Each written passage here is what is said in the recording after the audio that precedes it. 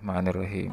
क़ाला रसूलुल्लाह सल्लल्लाहु अलैहि वसल्लम तूबा लिमन वजदा फ़ी सहीफ़तिही इस्तिग़फ़ारन कसीरा अव कमा क़ाला रसूलुल्लाह सल्लल्लाहु अलैहि वसल्लम।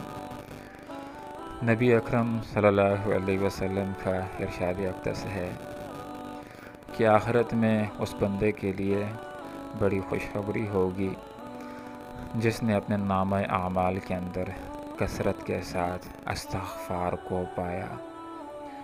मुहतरम सामीन, आज हमारी गुफ्तगू का मौजू इस्तिग़फ़ार के फ़ायदे है।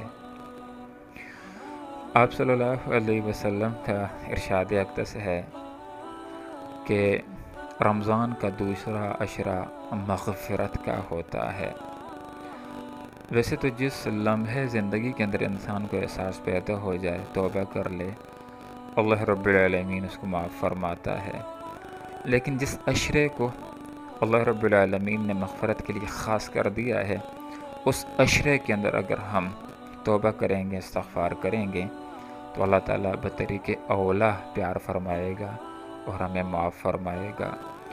जो आदमी तौबा करता है, इसकी फ़जीलत क्या है? आप सल्लल्लाहु अलैहि वसल्लम ने इरशाद फरमाया, अत्ताइबु मिनज़्ज़म्बि कमन ला ज़म्ब लहू। गुनाह से तौबा करने वाला ऐसे ही हो जाता है गोया कि उसने गुनाह किया ही नहीं है। एक आदमी कि जो तौबा कर लेता है, इस्तिग़फ़ार कर लेता है, इस्लाह करके अल्लाह रब्बुल आलमीन की तरफ आ जाता है, शैतान के रास्ते को छोड़ लेता है, तो उससे अल्लाह रब्बुल आलमीन किस कदर खुश होता है। रिवायत में आता है, आप सल्लल्लाहु अलैहि वसल्लम ने एक आयत सुनाई। उस एक आयत का मफ़हूम ये है कि उस बंदे से जो तौबा करके अल्लाह की तरफ आ जाता है, अल्लाह ताला उस बंदे से भी ज़्यादा खुश होता है कि जो मुसाफिरत के अंदर था, सफ़र के अंदर था, और सफ़र के अंदर उससे ऊँट गुम हो जाता है, सामान खुर्दोनोश गुम हो जाता है। लेकिन फिर अचानक जिस वक़्त वो अपने ऊँट को और गुमशुदा सामान को पा लेता है, तो अपने सामने ऊँट को देख करके, सवारी को देख करके, ज़िंदगी को देख करके जितनी खुशी उसको हासिल होती है, अल्लाह रब्बुल आलमीन को इससे ज़्यादा खुशी उस वक़्त हासिल होती है कि जब कोई आदमी तौबा कर लेता है, शैतान के रास्ते को छोड़ता है, अल्लाह रब्बुल आलमीन की तरफ आ जाता है। शैतान के धोखों में से एक धोखा ये होता है कि आदमी को सबज़ बात दिखाता है कि अल्लाह बड़ा गफूर और रहीम है, गुनाह कर लो, एक तौबा करोगे, सारे गुनाह अल्लाह रब्बुल आलमीन माफ़ कर देगा। और इस उम्मीद के ऊपर इंसान गुनाह शुरू कर देता है, बड़े गुनाह कर लेता है। फिर जिस वक़्त एहसास पैदा होता है, तौबा करना चाहता है, फिर शैतान वसवसा डालता है कि किस मुंह से तौबा करोगे, बड़े गुनाह किए, आखिरत तो तुम्हारी वैसे भी ख़राब हो गई, दुनिया को क्यों ख़राब करते हो, गुनाह करते चले जाओ। इंसान को मायूस करता है। हमें ये बात सीखनी है कि हमारे गुनाह जितने ज़्यादा क्यों ना हो, अल्लाह की रहमत हमारे गुनाहों से ज़्यादा वसी है, बड़ी है। हदीस का ये मफ़हूम है कि अल्लाह ताला ने बड़े बड़े ख़तरनाक मुजरिमीन को भी माफ़ किया है। रिवायत में आता है कि बनी इसराइल में एक आदमी था, 100 इंसानों को उसने कत्ल किया था, इसके अलावा भी बड़े उसने जुर्म किए थे। लेकिन जिस वक़्त इखलास के साथ उसने तौबा की, अल्लाह को राज़ी किया, अल्लाह रब्बुल आलमीन ने उसके गुनाहों को माफ़ कर दिया।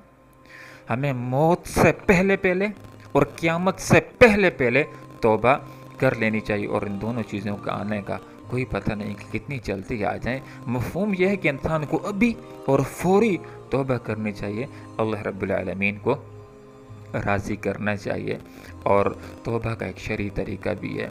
वैसे कुरान में अल्लाह रब्बुल आलमीन ने यह भी ज़िक्र फरमाया, इन्नल हसनात युज़हिब्न सय्यात, कि नेकियां गुनाहों को बहा करके ले जाती हैं।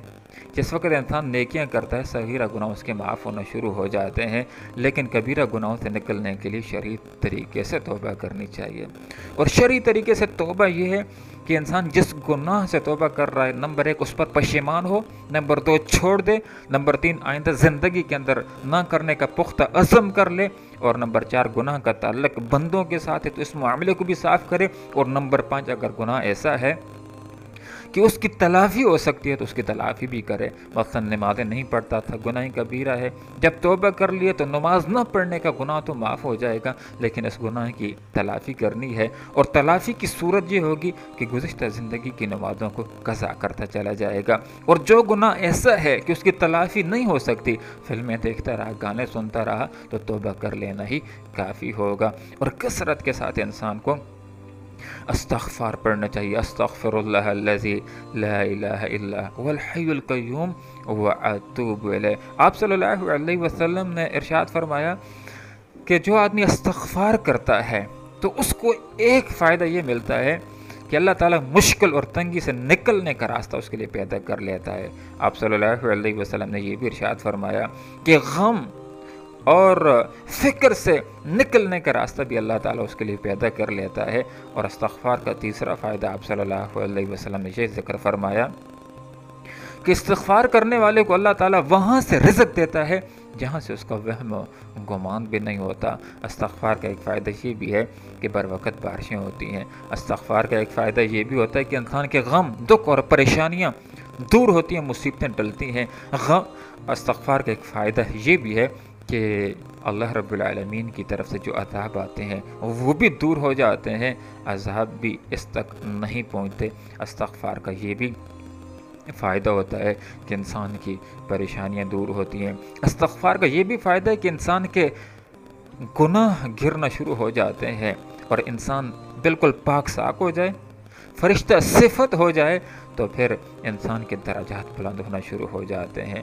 غور کیجیے، آپ صلی اللہ علیہ وسلم کے تو اگلے پچھلے سارے گناہ معاف تھے۔ آپ صلی اللہ علیہ وسلم تو ایک معصوم انسان تھے، پھر بھی آپ صلی اللہ علیہ وسلم نے ایک روایت میں ارشاد فرمایا کہ لوگوں توبہ کیا کرو، استغفار کیا کرو، میں بھی اللہ تعالیٰ سے، ایک روایت میں ہے کہ 70 مرتبہ استغفار کرتا ہوں، ایک روایت میں یہ ہے کہ میں بھی اللہ رب العالمین سے 100 مرتبہ استغفار کرتا ہوں۔ اللہ رب العالمین سے دعا کرتے ہیں کہ اللہ تعالیٰ بالخصوص مرنے سے پہلے ہمیں سچی توبہ کرنے کی توفیق عطا فرمائے، تاکہ ہمارے سارے گناہ ختم ہو جائیں اور آخرت کے عذاب سے ہم بچ سکیں، جنت کے اندر پہنچ سکیں۔ اللہ عمل کی توفیق عطا فرمائے۔ وآخر دعوانا